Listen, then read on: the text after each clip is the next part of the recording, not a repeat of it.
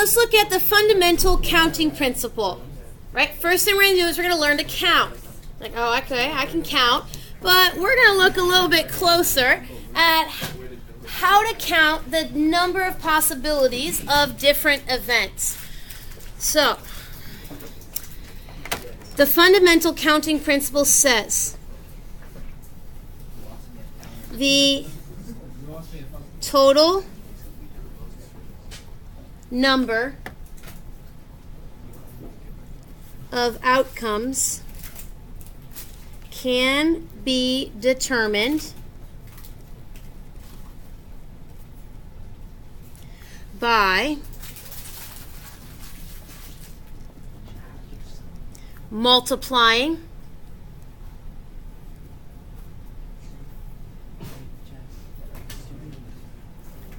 the number of possibilities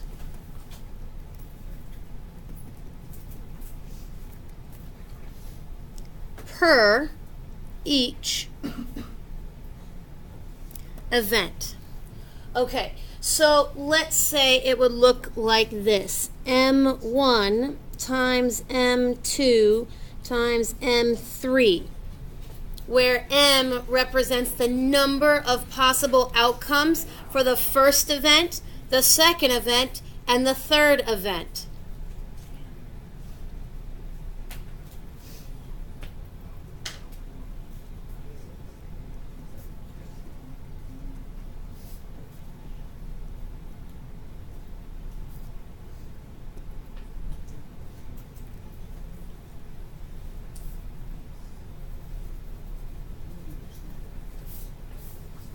In order to try this out, what I would like you to do is try to write down all the possible arrangements for those three letters A, B, C. Repeat letters. You cannot repeat letters. A, B, C, you can only use each of them once. How many different ways can you arrange those three letters? Try to write the arrangements here, and we'll see how many we come up with.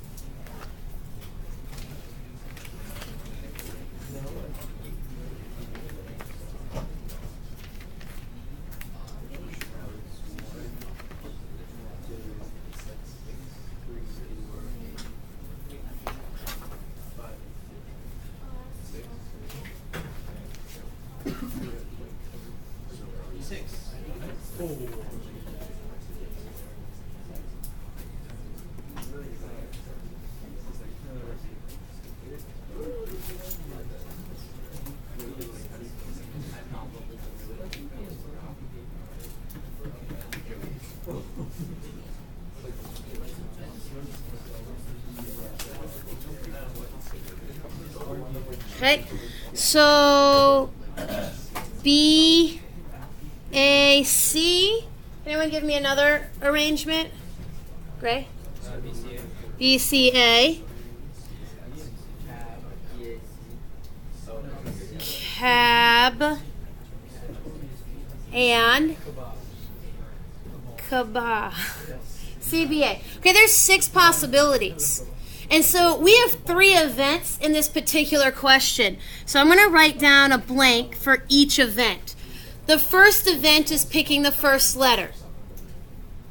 Okay, so that would be 3 choices. Now, you can't reuse the letter A, so you've got 3 tiles. You remove the letter A tile. How many tiles do you have left? 2. 2 choices. Remove that tile. You have 1 tile left.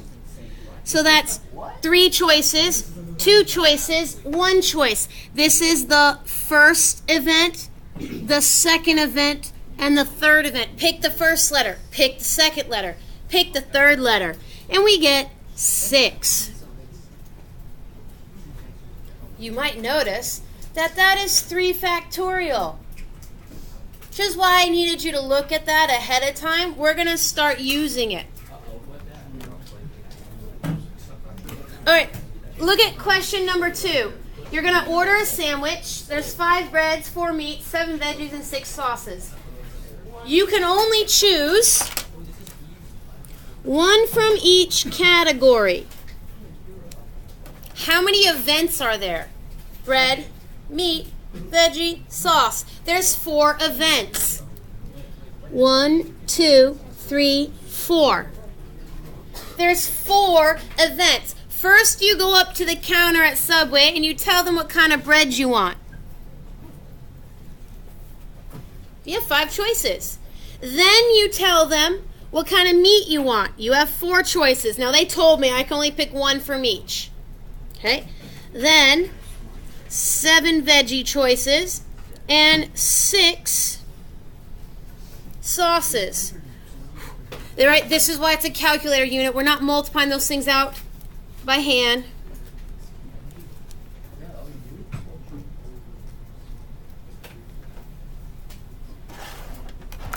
Okay, I would like you to try example 3. Notice the second question here. Okay, and if you get that one, try number 4.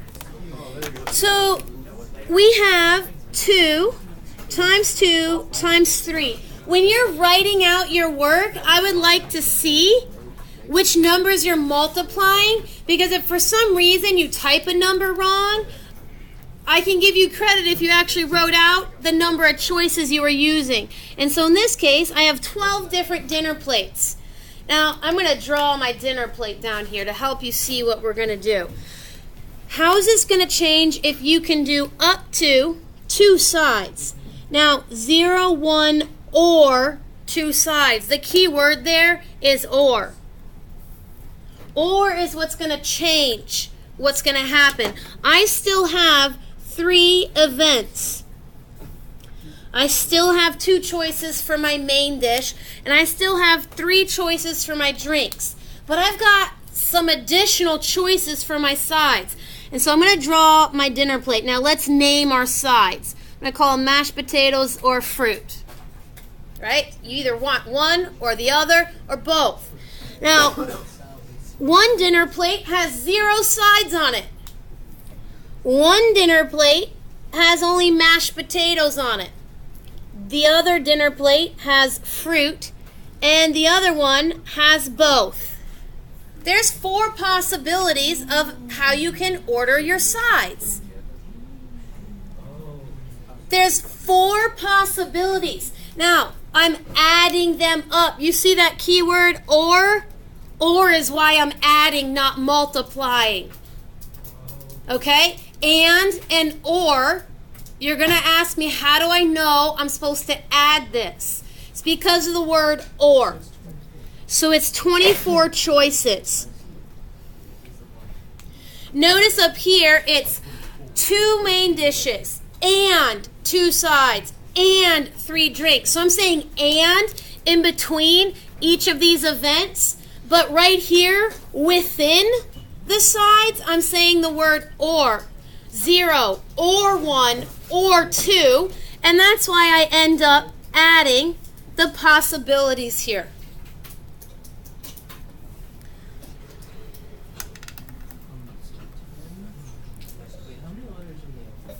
$26. All right, so let's do example 4. We're not going to do part C here. You have to choose your password for your school email account after you log in for the first time. You have to choose 6 characters. That's 6 events. First letter, second letter, third letter, fourth letter, fifth letter, sixth letter. 1, 2, 3, 4, 5, 6. Okay. I am only allowed to use the digits 0 to 9. 0, 1, 2, 3, 4, 5, 6, 7, 8, 9. That's actually 10 number choices. Okay, 10 numbers. So we have 10 choices of digits and 26 lowercase letters. That's it. That's all they're going to let you choose from. If you are not allowed to repeat the letters, it means if you use the letter A, it's gone. You can't use it again. How many possibilities? How many for the first? 36. Okay, I'm not going to... You see if you can figure out the rest of the 5 numbers there. That sounds like a password that would be very easy to read. It is. But I didn't want to come up with that big of a number.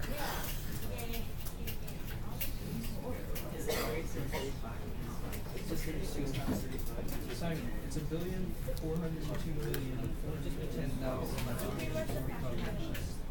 All you gotta do is type it. Yeah, that's what I did. Just 6 characters, dog. Just that. You make a gigantic code. Yeah, just to hack one school account. School email. Yeah, I know. But like, 4 Google Docs.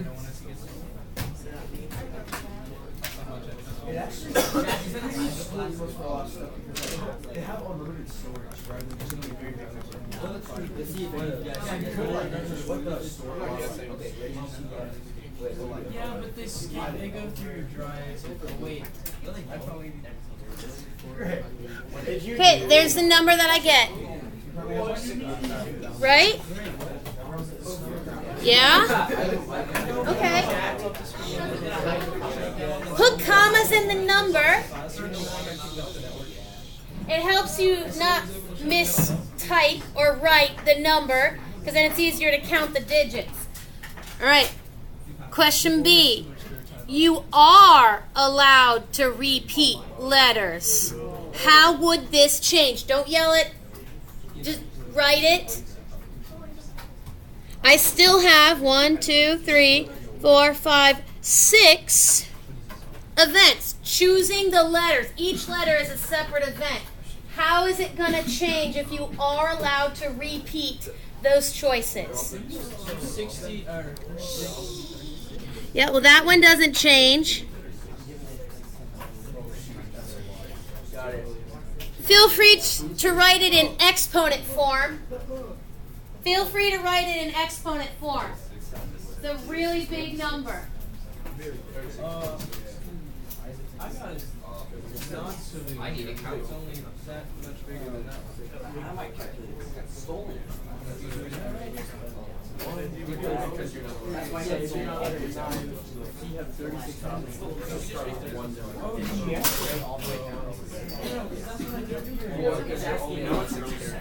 It's asking for a password like that. If there was 36.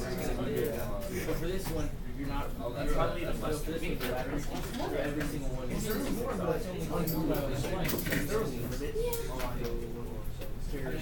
Okay. 36, 36, 36, 36, 36, to the 6, 36, power 6, okay, 2, 1, 7, 6, 7, 8, 2, 3, 3, 6. The reason you can write it in multiple formats, multiple choice, you have to be able to recognize different ways to write that number. Okay.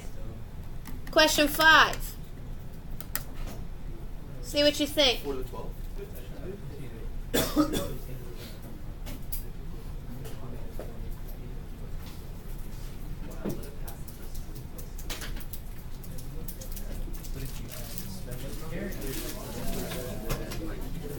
That's what I'm saying.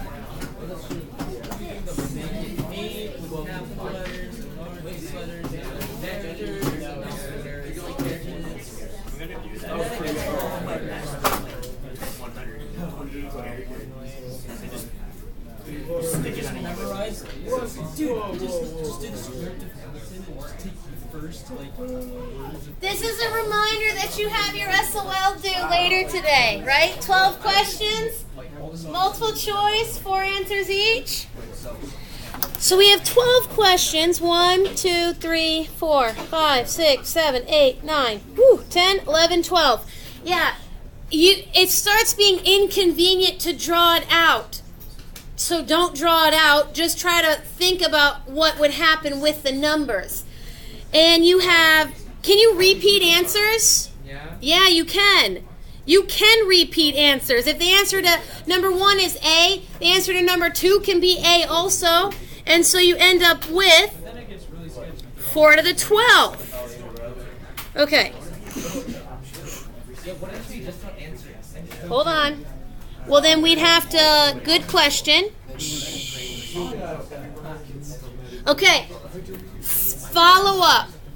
What if I make 5 answer choices? What if A through E are your right? I add the fifth answer choice. Now how many possible ways? 244,140,649. This number is considerably bigger.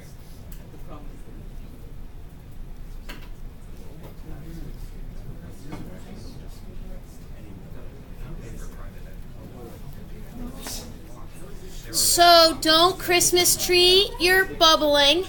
There's so many possibilities.